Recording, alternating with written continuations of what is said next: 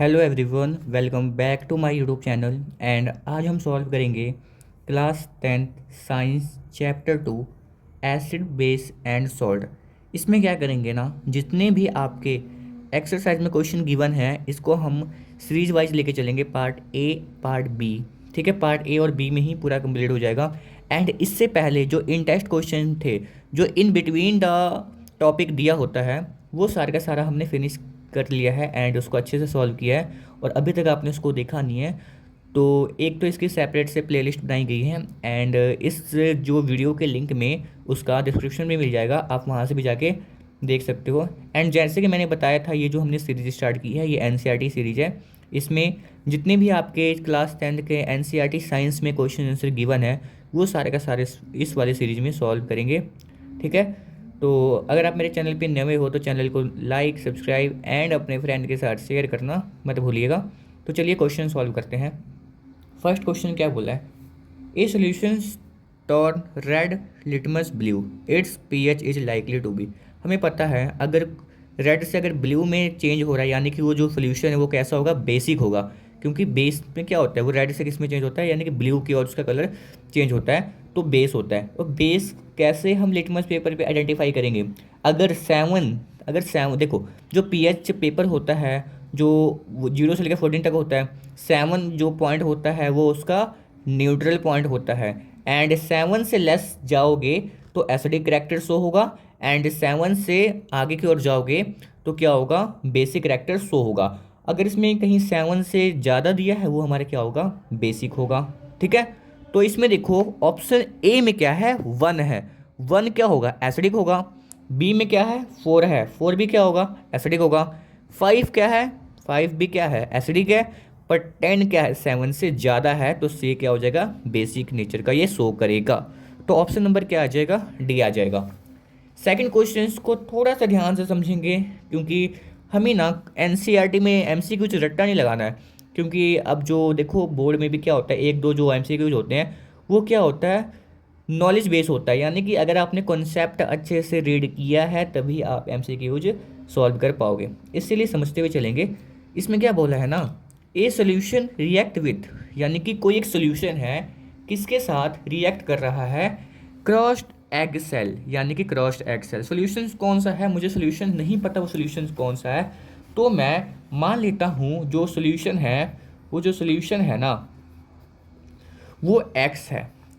और किसके साथ वो रिएक्ट कर रहा है, इसमें लिखा था क्रॉस्ड एग सेल्स, यानी कि क्रॉस्ड एग सेल्स का मतलब क्या होता है, जो क्रॉस्ड एग सेल किसका बना होता है, कैल्शियम कार्बोनेट का बना होता है। किसका बना होता है, कैल्शियम कार्बोनेट किसका बना होता है। ठीक है, इसके बाद क्या बोल रहा है, टू गिव ए गैस, यानी कि गैस दे रहा है। कौन सा गैस दे रहा है ये मुझे नहीं पता, वो गैस दे रहा है that turns lime water to milk, यानी कि वो गैस दे रहा है जिसको हम लाइम वाटर के साथ रिएक्ट कराते थे वो मिल्की अपीयरेंस देता था। तो हमें पता है जब हम लाइम वाटर, यानी कि लाइम वाटर होता क्या है, लाइम वाटर यानी कि लाइम, ठीक है, यानी कि CaOH2, इसको हमने लैब में भी परफॉर्मेंस का कितने बार किया होगा। अगर इसको जब हम CO2 के साथ रिएक्ट कराते हैं तो हमें क्या मिलता है, CaCO3 मिलता है।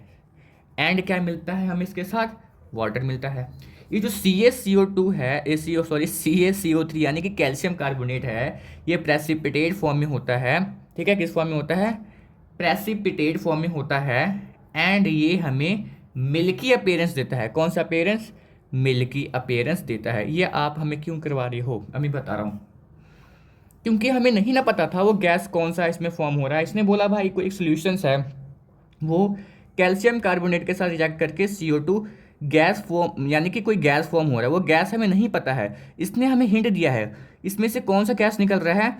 देखो, a solution react with crushed egg shells to give a gas, कौन सी, that turns lime water to milky, यानी कि वो गैस जो लाइम वाटर को मिल्की में चेंज करता है। तो हमें पता है लाइम वाटर के साथ CO2 गैस रिजेक्ट करता है। ठीक है, तभी ये मिल्की अपीयरेंस शो देता है, यानी कि कैल्शियम कार्बोनेट बनेगा एंड वाटर बनेगा। तो हमें यहाँ से पता लग गया, यानी कि कंफर्म है यहाँ पे एक CO2 तो गैस होगी।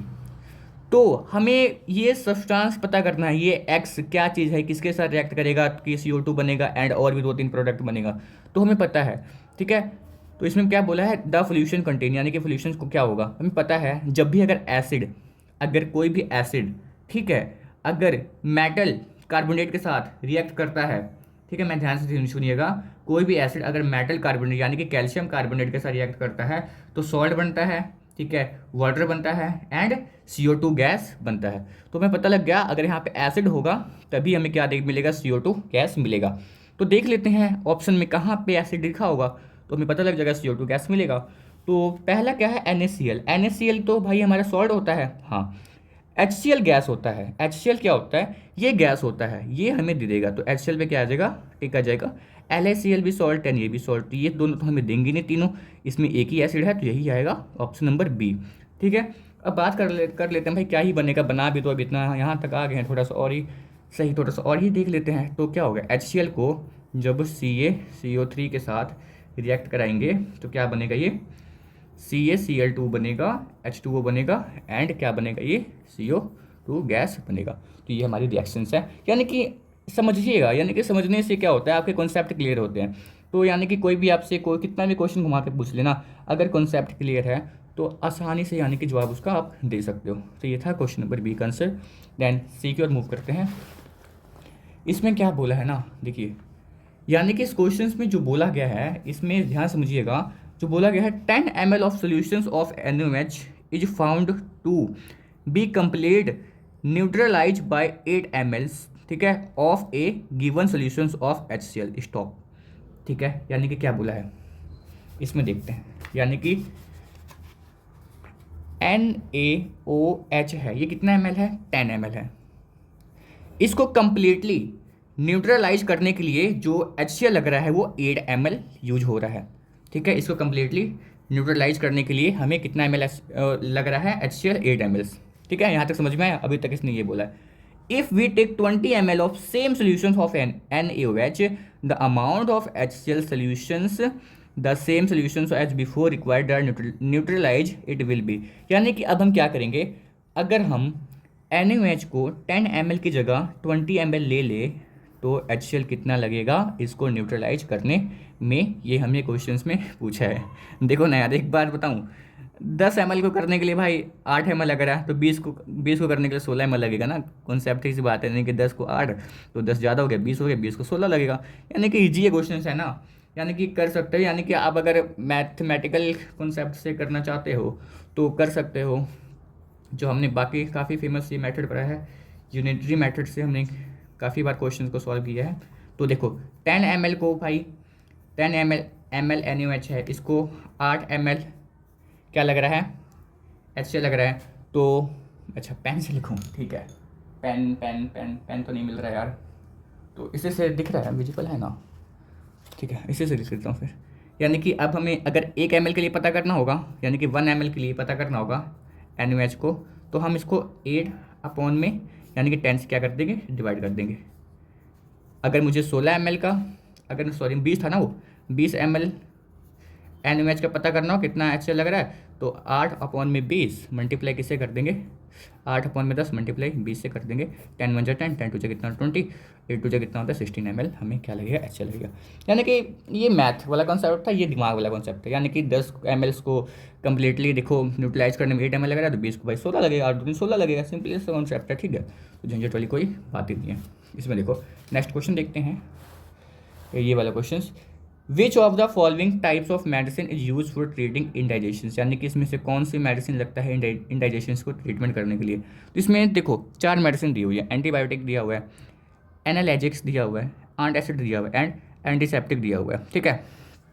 तो एंटीबायोटिक क्या करता है, बेसिकली हम एंटीबायोटिक को कब लेते हैं, जब क्या हो, जब अगर हमें प्रॉब्लम हो बैक्टीरियल और पैरासिटिक इन्फेक्शंस का कॉज हो, तब हम एंटीबायोटिक यूज करते हैं, ठीक है। इस केस में तो हम बिल्कुल ये इंडाइजेशन वाला, अगर हमारे इंडाइजेशन के केस में यूज नहीं होता।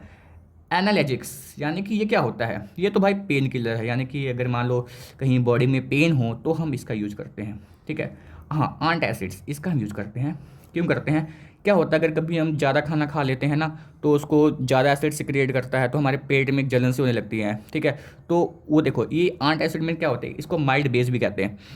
तो यानी कि हमारे पेट में अगर ज़्यादा एसिड होगा तो हमें उसको क्या चाहिए, उसको चाहिए बेस न्यूट्रलाइज करने के लिए, तो ये माइल्ड बेस भी कहा जाता है। ये क्या करेगा, वो एसिड्स को रिलीफ देगा, ठीक है, इसलिए हम इसको यूज़ करते हैं। नहीं तो कितने बार क्या होता है, आप खाना नहीं खाते हो ना, फिर भी क्या होता है हमारे बॉडी में, क्या होता है हमें पता है भाई खाना हम खाएंगे, और हमारी बॉडी में टाइम भी फिक्स होता है भाई, किसी को 9 बजे भूख लग जाती है, किसी को 10 बजे, किसी को 11 बजे, है ना, किसी को 7 बजे।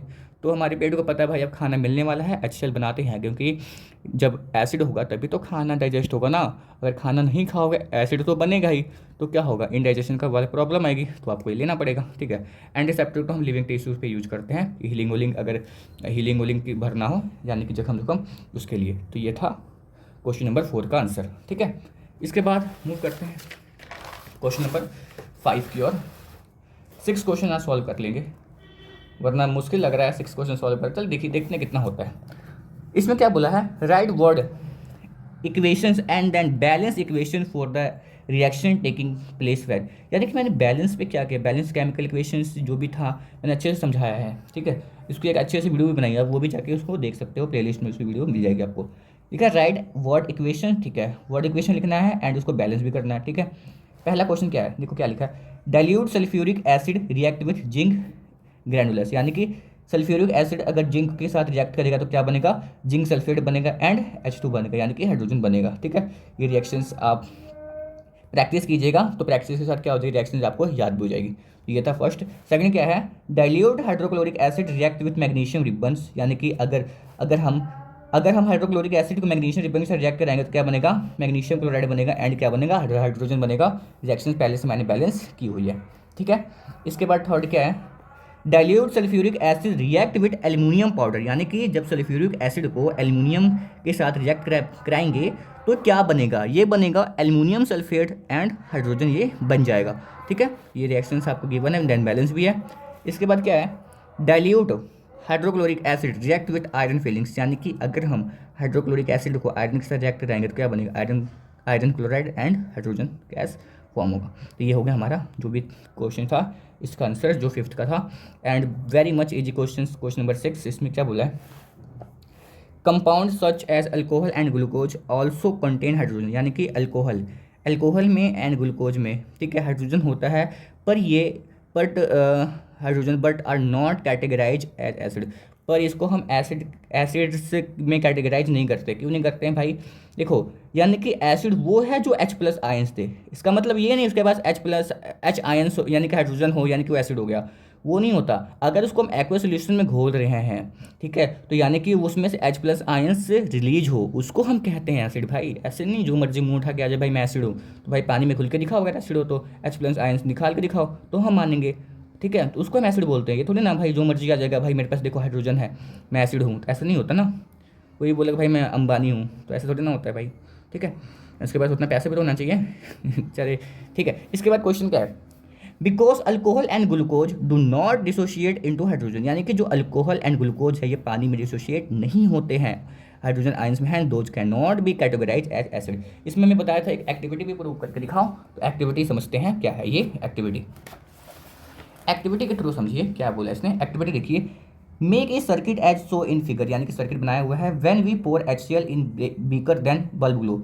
अगर हम ना इसमें HCl डालेंगे तो बल्ब ग्लो होगा, क्योंकि अगर HCl में आयंस होता है, आयंस ब्रेक होंगे तो क्या होंगे, बल्ब ग्लो होगा, बल्ब ये ऑन हो जाएगा, ठीक है, बल्ब ग्लो होता है। But when we pour alcohol और glucose solutions in a beaker then bulb do not glow, अगर इसमें ग्लूकोज और अल्कोहल डालेंगे बल्ब ग्लो नहीं होगा। This is because of absence of ions in alcohol and glucose solution, क्योंकि absence होता है उसमें आयंस किसमें, ग्लूकोज है अल्कोहल में।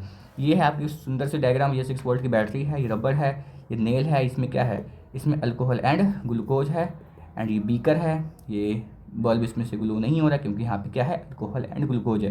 यही आप चेंज कर लोगे तो क्या होगा, बल्ब ऐसे करके यहाँ पे एक ग्लो हो जाएगा। अगर यहाँ पे क्या डालोगे, अगर HCl डालोगे तो ये बल्ब ग्लो हो जाएगा। ये था क्वेश्चन नंबर 6 तक आज हम देखेंगे। दैन इसके आने वाले वीडियो में जितने भी आपके क्वेश्चन रह गए हैं वो सारे के सारे देखेंगे। अगर आपको समझ में आया हो तो चैनल को लाइक, सब्सक्राइब एंड शेयर कीजिए। सो मिलते हैं इसके नेक्स्ट वीडियो में। So thank you for watching video, thank you.